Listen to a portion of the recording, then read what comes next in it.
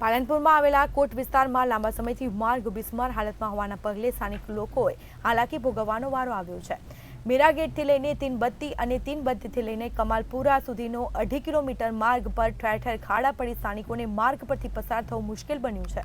ત્યારે કોટ અંદરના વિસ્તારના લોકો દ્વારા નગરપાલિકા દ્વારા આ માર્ગને નવીન બનાવવા માટે માંગ ઉઠી છે। કેટલાક વર્ષોથી અહીંયા એકદમ ખાડા પડેલા હોય છે અને અહીંયા મસ્જિદ, મદ્રસા પ્લસ 3 સ્કૂલો છે, દેરાસર છે, ત્રણબત્તીથી લગાવીને કમાલપુરા સુધી એકદમ બિસ્માર હાલતનો રોડ છે। કેટલાક લોકો તો પડી જ જાય છે અંદર, બરાબર।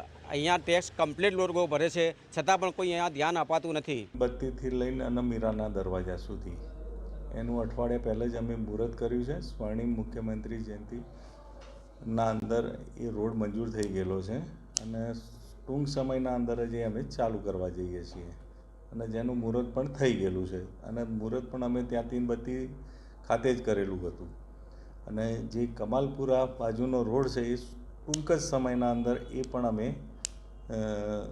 કરાવી દઈશું। પાલનપુર નગરપાલિકાના ઉમેદવાર ચોથા અને પાંચમા વોર્ડના કેટલા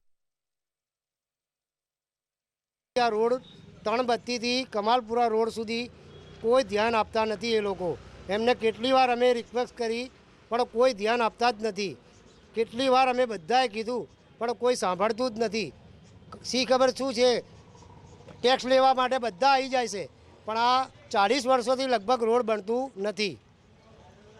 મંતવ્ય ચેનલના માધ્યમથી ચીફ ઓફિસર અને મુખ્યમંત્રીશ્રીને એક રજૂઆત કરવા માગું છું કે સાહેબ અમારી અવાજને તમારા સુધી પહોંચાડો, અમારો અવાજને આ ચેનલ અમારો ત્યાં સુધી પહોંચાડે અને આ લોકોના કાન આંબળે અને આ લોકોને એમના કાયદાનું ભાન કરાવે। ખરેખર આટલી બધી રાજ્ય સરકારને આટલી બધી ગ્રાન્ટો આવે છે તો લોકોના મગજમાં તો એમ જ છે કે ભાજપ સરકાર કામ નથી કરતી। ભાજપ સરકારે લાખો રૂપિયા આપ્યા છે છતાં પણ આ વહીવટદારો અને નગરસેવકોની નબળી નેતાગીરીના કારણે આ પરિસ્થિતિ નિર્માણ થઈ છે।